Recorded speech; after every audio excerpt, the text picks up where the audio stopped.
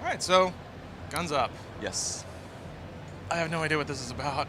Good. And I'm sorry about that. Usually I like to look up games before I talk about them, but I heard about this 10 minutes ago when somebody said you're doing an interview for Guns Up. So, what's Guns Up about? Let me know. Doesn't surprise me. We just announced this title at the press conference Yes. on Monday. It's a PlayStation 4, PlayStation 3, and PS Vita cross-play game. It's a free-to-play title. It's going to be coming out this year. It's being developed by Valkyrie Entertainment, which is a studio in Seattle, Washington. Been around for a while. They've been known for doing characters for things like Infamous and League of Legends and games like that. And this is their very first game, and we're really excited to show everyone it. Okay, so first of all, free to play kind of puts people on edge. Okay. So, how is it free to play, and what are the hooks you intend to make money with in this game?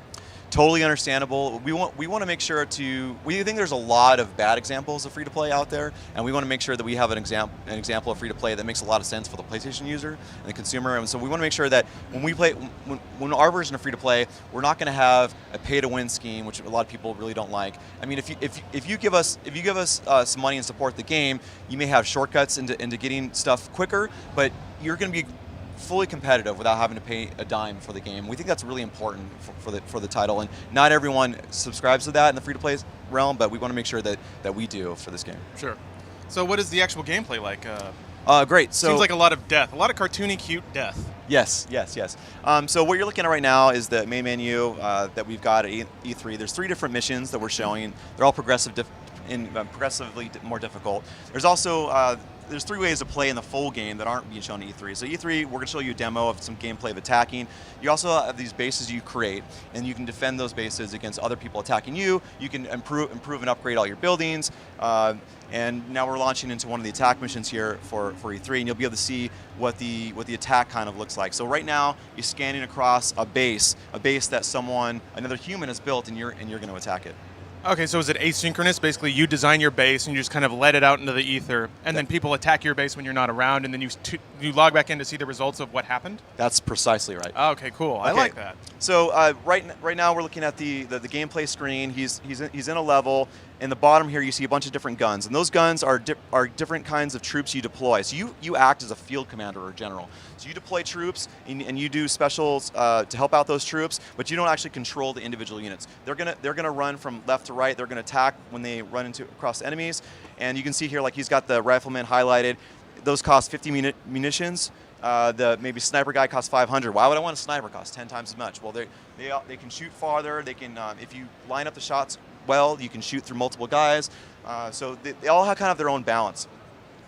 So grabbing a couple guys, you can see if you kind of go up back and maybe show one of the specials, maybe you'll drop a tear gas on these guys. So selecting the target, tear gases, now they're disoriented. So now you guys can move forward without being fear of being shot and get the advantage. Oh, they're so sad. I mean, well, they'll shoot you, so it's not that sad. You're defending. Cartoonifying war is kind of it's an interesting thing to do because there's a lot of people dying. No. I mean, how do you find that balance where it's fun and it's goofy but not too dark? Because when you're tear gassing people and they're on fire and rolling around on the ground crying, and one of them holds up a picture of his family and it like goes into the wind, like that's kind of a bummer. But this is cool. So like, how do you strike that balance? Well, I think maybe different people have different answers. For me, I think when I watch this game, it's really fun. Like you just see a guy go flying in with an explosion, right? That's really cool. It's satisfying. It's fun to watch. If that looks really real, certain people like that, and other people it's a little off-putting. It hits a little bit too home. When they're cartoony looks, you still get that satisfaction. The guys exploding, flying around, but it doesn't feel realistic. And that was kind of important. We want to make sure this is more approachable.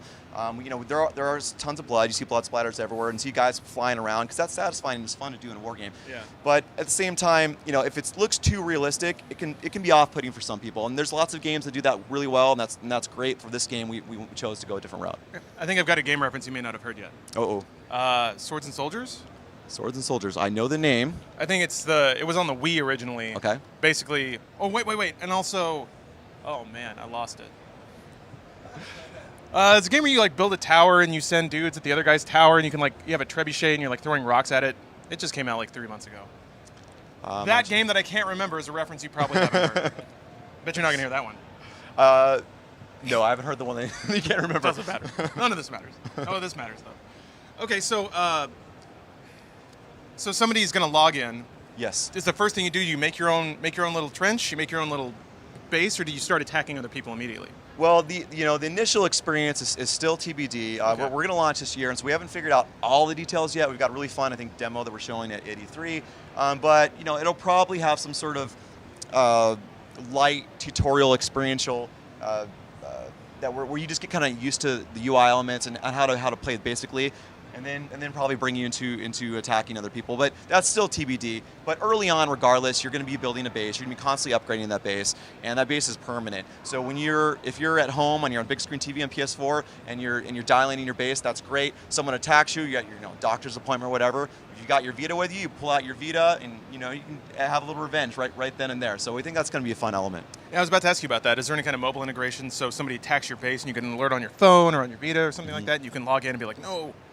So we fully support PS Vita, PS3, and PS4, and it's cross-save, so all your progress, everything you've done on any one of the systems is all going to transfer right across for all the systems. In terms of what we're going to do beyond that, we're not ready to announce anything, but we are looking at that very closely. All right, great. So you said going to be coming out at the end of this year? This year, yes. Great. So in a game scene crowded by guns and death and war, why should somebody play this as opposed to anything else? It's a great question. I mean, I was talking to marketing people about this, and my first thing I always talk about is it's just incredibly fun. They're like, well, yeah, get into details about that. But it's when you go to the booth and we watch people play, I hear that all the time. A lot of times people talk about really specific features in this game, or that, but for this game, you'll hear the word fun being used all the time. It's a game you can just jump right in, grab a controller, and I don't have to tell you a million things about the game. You're gonna have fun right away, and that's great.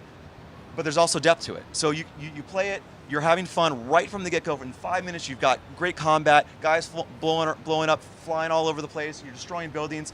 But then, later you find some really good techniques that, maybe the other guy didn't know yet. And you show how what a better player you can be, and how much depth there is to creating those bases, attacking bases, and making sure that when you're playing online with people that you've got your rank that's higher than my rank, and we're kind of have this competition, player versus player competition that we think is really interesting. And if you play the demo here at E3, this is great. The screen's showing up. You have an opportunity to be able to get early access to the games. You can give us your email, you can give us your PSN ID, and then when we have an alpha or beta that we've got closed or open, you'll be on that list, and hopefully you'll help us make an even better game. Cool. Castle Storm was the game I was thinking of. I don't know that one. Yeah. But thank you. You're welcome. All right. Well, thanks a lot. Thank you. Game looks like a lot of fun, man. Yeah. You know what it reminds me of? There's an artist that does this kind of art style, like. Oh, you don't have to. I mean, you can keep going. But basically, they do these really cutesy reinterpretations of World War II battles. Okay. So like the Pacific Theater and like in Germany and France and all that kind of stuff. Except they're all like cute, squishy guys, but they're getting mutilated in terrible ways. But they're all like smiling. I need a link. Holding his intestines. I want to see a link. It's something boy, which man, I'm just farting on every reference I'm making right now. I think I have a note on my phone. Because I saw it at a convention once. I was like, I have to. Well, when we're off camera, I give my email address, and you can Sure, send me a yeah. link. I'd love to see it. Definitely. Whatever. Yeah, I'll look it up. I'll Okay. definitely look it up. Yeah, you can. All right. I just got the pleasure to play. Just right now, we played 2 rounds, Kovic and I, and we walked out saying, we were like, this is going to be the game of the year next year. We couldn't believe how smooth and how perfect it was just on this early playable. So I guess my first question for Titanfall is, how's it